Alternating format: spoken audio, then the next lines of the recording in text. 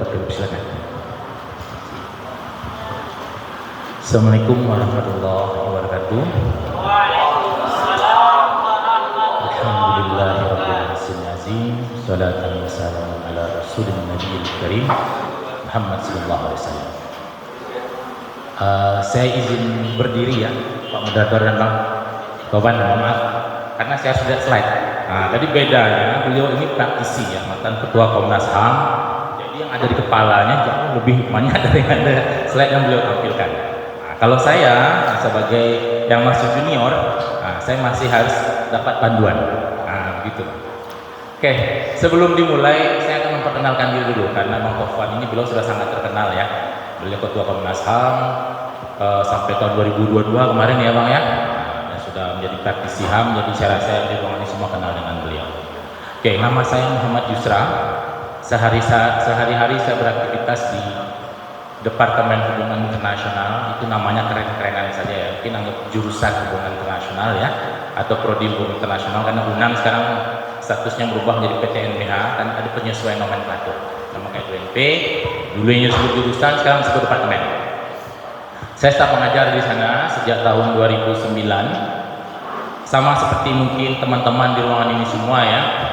Saya dulu mengenal dan Muhammadiyah itu di Yogyakarta, karena saya dulu S1 di Universitas Muhammadiyah Jogja. Jadi pertama kali saya masuk HI sana karena saya gagal masuk negeri pasti. Jadi saya menghibur diri saja. Setidaknya saya kuliah di HI di PTS yang memiliki jurusan HI tertua.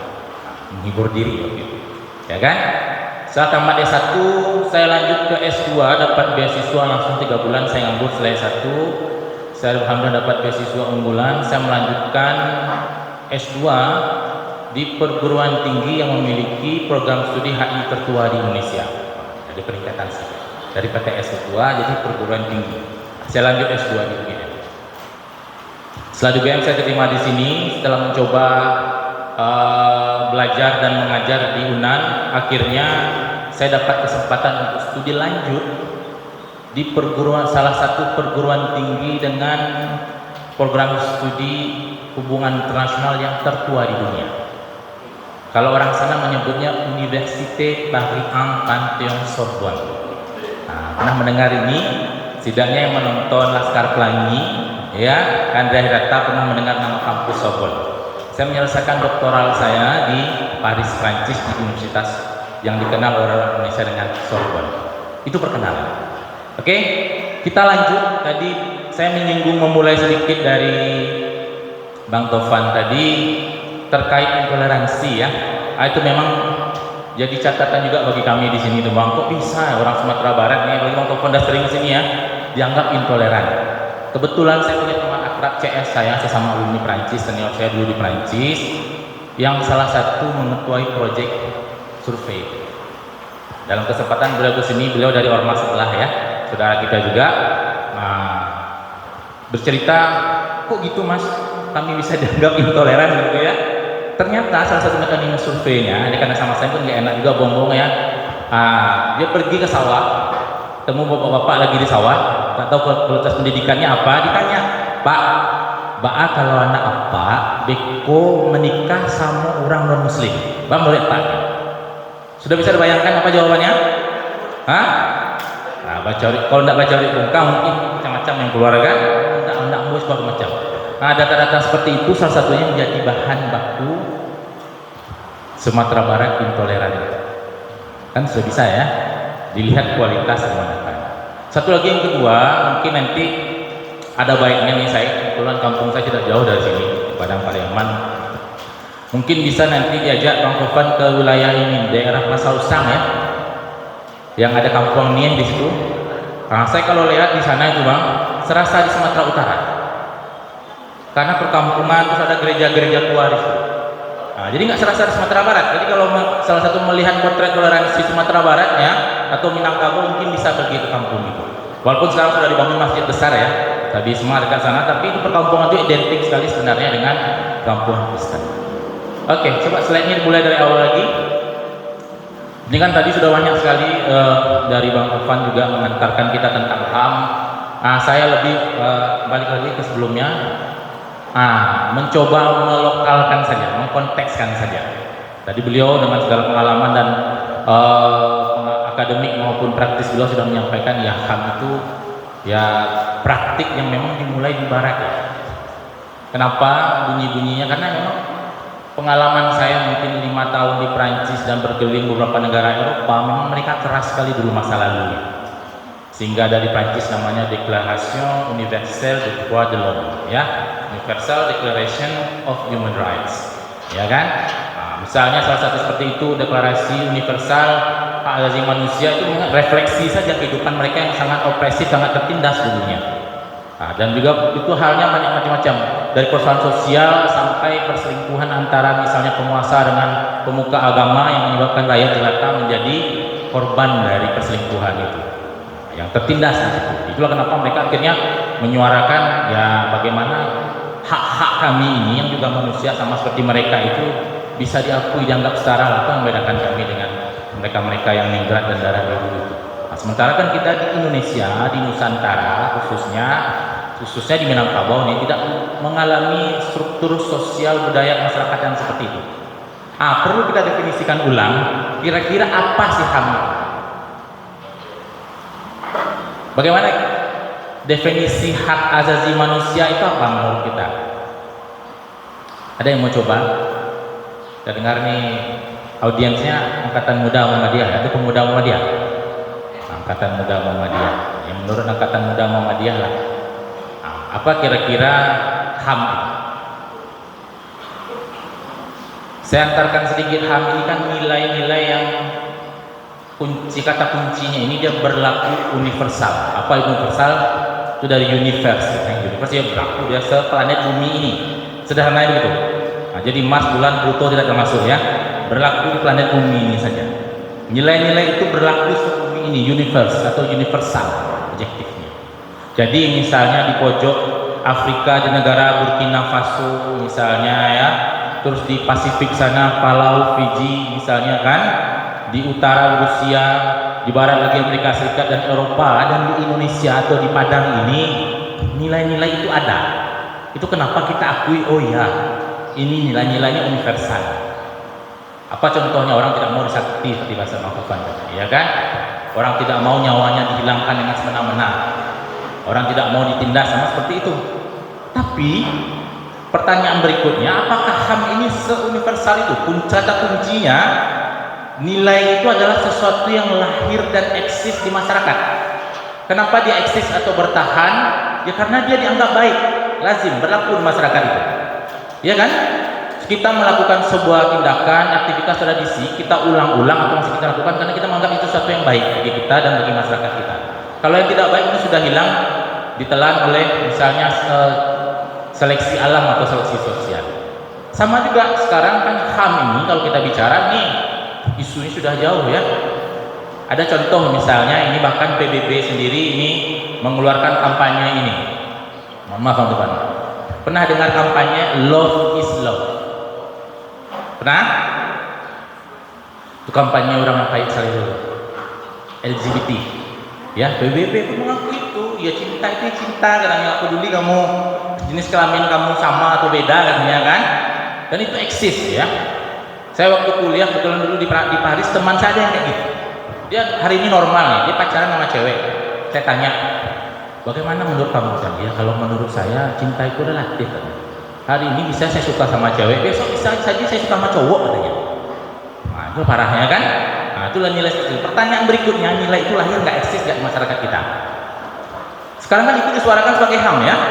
Universal ini, orang mereka mendapatkan intimidasi, mendapatkan tekanan, hak mereka tidak diterima ya. Saya menyampaikan ini perlu karena ini forumnya di Padang dan Sumatera Barat, karena ini keresahan kita.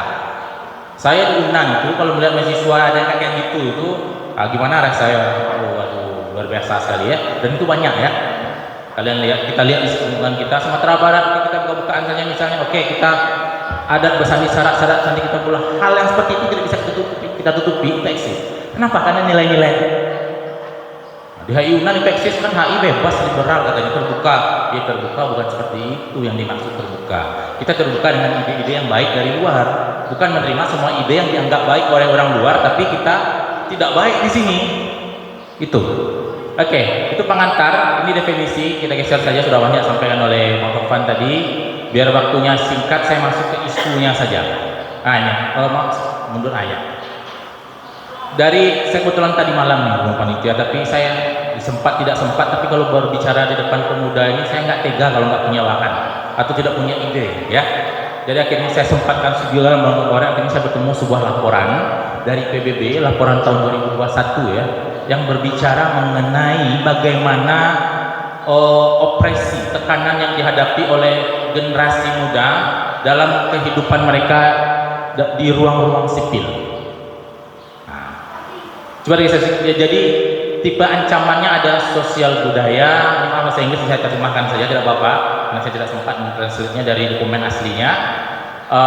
Keuangan, secara politik mereka mendapatkan ancaman, secara hukum, digital maupun secara fisik ancaman. Oke, kita lanjut sedikit.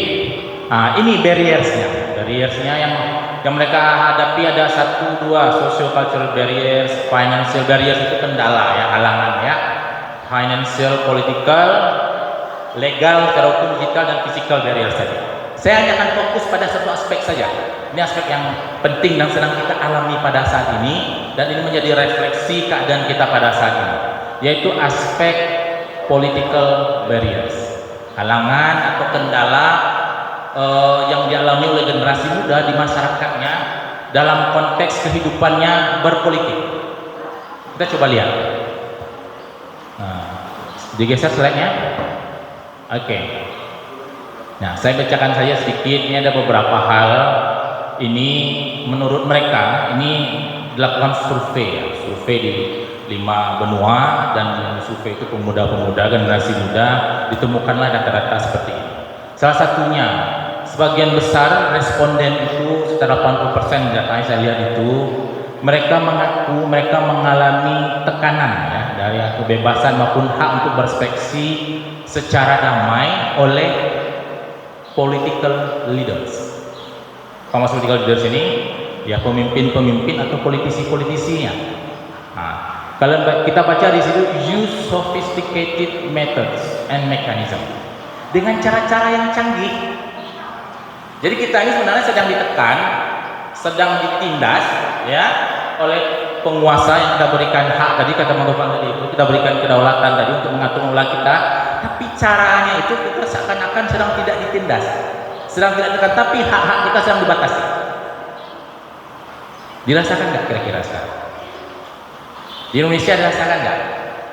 Di Padang dirasakan kalau kita sebenarnya hak kita sedang dibatasi, tapi dengan cara-cara yang kalau bahasa orang Inggris sophisticated, canggih caranya. Apa canggih itu? Melalui undang-undang, melalui aturan, ya kan? Ada yang seberani dulu sekarang berekspresi di medsos? Ada nggak? Saya cerita pengalaman pribadi saya. Tahun 2014 saya waktu itu mengurus persiapan keberangkatan S3 saya ke Perancis. Biar nggak ada pungli-pungli, ini sudah tahu tuh kalau di sini bayar segini, bayar segitu, ya kan? Saya urus karena PNS, urus SPSetnek, urus ke Kemenseknek Jakarta ya. Terus saya urus semua sendiri untuk menghindari pungli itu dari diri saya sendiri. Padahal gampang, bayar 300.000 selesai ya kan? Tapi kita sedang melestarikan pungli. Saya untuk tidak melestarikan atau terlibat di sana, saya urus semuanya sendiri. Saya tunggu pejabatnya sampai malam untuk sebuah tanda tangan saja dari pagi. Sampai satu saat saya sedang menunggu yang namanya izin setnek di Kemenseknek. Saya duduk seperti ini kayak orang ngurus skripsi, warawiri, setiap yang ngurus datang, kayak orang berdagang di situ bang, kayak toko. Jadi itu kantor, tapi bentuk orang mengalih balai, bagi tiket, tugasnya kan. Urusan saya nggak diurus-urus, harian saya sampai malam saya tunggu orang-orang itu. Akhirnya saya kesal, saya beranikan berekspresi di medsos. Waktu itu masih Facebook ya, belum Instagram sekarang ini. Pungli terjadi hanya beberapa langkah dari halaman istana. Saya langsung dapat pesan dari teman-teman, kamu hati-hati mau sekolah, nanti nggak sekolah loh. Orang tua saya nelfon juga anak ini gimana ya, dia sekolah, ketahan celah, ya kan? Saya Bismillah lah, ya kan? Karena kita untuk berjuang sesuatu yang benar, kenapa harus takut?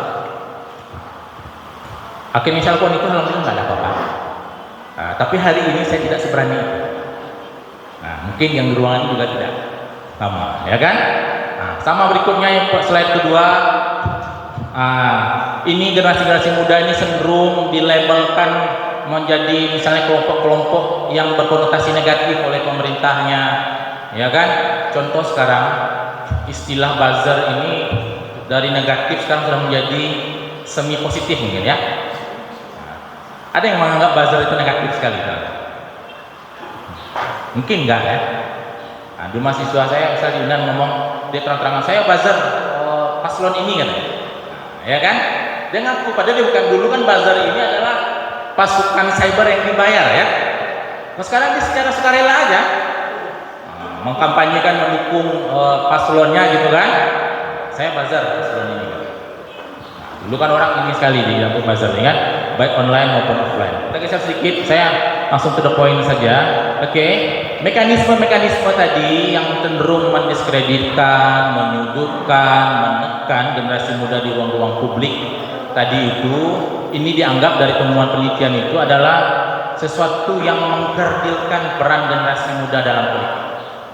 Lemah, takut, minder misalnya ya kan, udahlah apolitis aja gitu kan, atau malah sekarang ya udah nanti golput aja gitu, nggak tahu kalau golput nanti suaranya bisa dihitamkan oleh kelompok tertentu ya. Ada yang menjamin suara putih itu akan putih sampai di KPU sana. Oke, lanjut. Ini konsekuensinya. Sekarang sama data saja ya. Freedom House ya, lembaga pemeringkat demokrasi dunia, ini untuk tahun 2023 kita Indonesia ini dilabelkan dengan partly free, tidak sepenuhnya bebas berekspresi di internet ya. Ini rating untuk freedom on the net, kebebasan di dunia maya. Dulu kita pernah dapat julukan salah satu negara demokrasi terbesar dan terbaik dunia dengan pemilu yang paling ini dengan prinsip-prinsipnya. Tapi 2023 kita dapat titel partly free. Poin kita itu 47 dari 100. Nah, bayangkan itu statusnya. Jadi yang saya sampaikan tadi bukan dongeng ya. Kita semua merasakan di situ. Mungkin kalau kalian belum merasakan, saya merasakan. Saya tidak seberani dulu lagi di medsos. Nah, mungkin karena saya penakut tidak seberani Bang Tovan ya. Nah, kalau Bang Tovan beliau lebih berani kan ya. Kalau ada demo-demo dulu di Medan pasti beliau yang dicari ya kan. Nah, itu zaman sekarang. Nah, kita udah mikir-mikir karena dari awal dulu berani ekspresi tukang sate pun ditangkap gitu ya. Nah, misalnya seperti itu kan. Nah, ibu-ibu, mak-mak pun juga ditangkap gitu. Nah, apalagi kita udah jelas tadi statusnya bisa dicari di mana aja ya. Di googling aja ketemu satu saya ini misalnya gitu kan. Nah, sulit. Nah, jadi ini dunia akhirnya memberikan label untuk ini partly free. Nah, nanti kita lihat betapa parahnya. Kita geser data berikutnya ini dari SafeNet ya, Freedom on the Net 2022. Nah, ini akan saya bacakan yang bagian bawahnya saja. Freedom on the Net 2022 finds that interest freedom in Indonesia remain under threat. Maksudnya begini, tahun 2022 Freedom on the Net ini datanya kita ini masih berada di bawah ancaman, merasa terancam nih ketika berekspresi di dunia maya. Ya kan? Internet freedom decline globally ya, kebebasan internet ini menurun, menyusut secara global for a 20 consecutive 12 tahun berturut-turut sebagai kondisi yang memburuk ya di 28 negara. Nah, kita yang salah satunya pemburuk. Coba kita geser lagi sedikit data berikutnya. Ya, slide-nya tolong digeser. Ya, ini. Ini data yang lebih tua lagi Freedom House. Kita lihat di sini internet freedom in Asia hit unprecedented low. Ya, kebebasan internet Indonesia ini ternyata mencapai rekor terendah dari yang tidak pernah diduga-duga sebelumnya. Nah, dari sini saya kasih lihat saja negara kita, lihat bendera merah putih itu. Ya.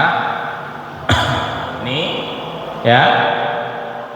Data kita, posisi kita tidak lebih baik daripada Singapura dan Malaysia. Bayangkan. Ada yang pernah ke Singapura atau tahu tentang Singapura? Singapura itu dia dijuluki sebagai negara dengan sistem politik soft authoritarianism. Ya, otoriter lunak. Bahasanya seperti itu. Dia ada pemilu, tapi partainya cuma satu, PAP, People Action Party. Golkar yang zaman Orde Baru lah. Partai yang lain penggembira saja. media di bredel gitu. Warganya sedikit, di CCTV satu-satu ini ketahuan rumahnya, dapurnya, ya kan? Nggak bisa macam-macam. Tapi disayangkan data ini Singapura itu lebih baik dari kita dalam konteks kebebasan berekspresi di dunia maya, ya, secara politik. Itu Singapura itu presidennya selalu dari Lee Kuan Yew, sekarang sampai anaknya ya. Lee Kuan Yew udah tua, anaknya belum gede, temannya Lee Kuan Yew. Nah, sekarang anaknya Lee Kuan Yew, Lee Hsien Loong.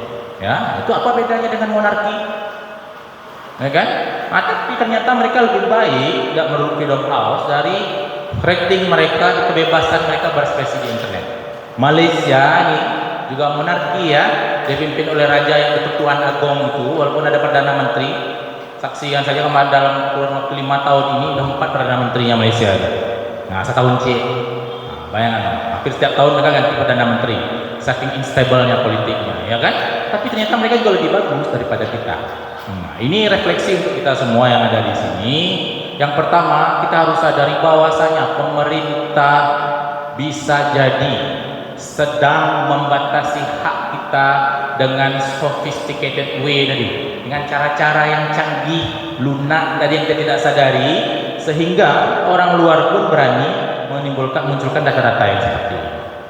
Kan? Oke, ini saya jadikan sebagai pengantar terkait Indonesia pemuda ya, HAM dan politik tadi. Semoga nanti kita bisa dalam lagi diskusi. Terima kasih. Assalamualaikum warahmatullahi wabarakatuh. Waalaikumsalam. Baik, terima kasih kepada pemerintah kita kedua untuk menghangatkan atau pemantik hari ini. Kita pikir apakah HAM ini juga menjadi sebuah penguatan buat rakyat ya? Atau jangan-jangan HAM ini dijadikan pemerintah sebagai kedok belaka? Kita kan tidak tahu. Apalagi dua masalah terbesar yang disampaikan oleh Pak Taufan tadi memang luar biasa, apalagi Sumatera Barat, luar biasa ampunnya gitu.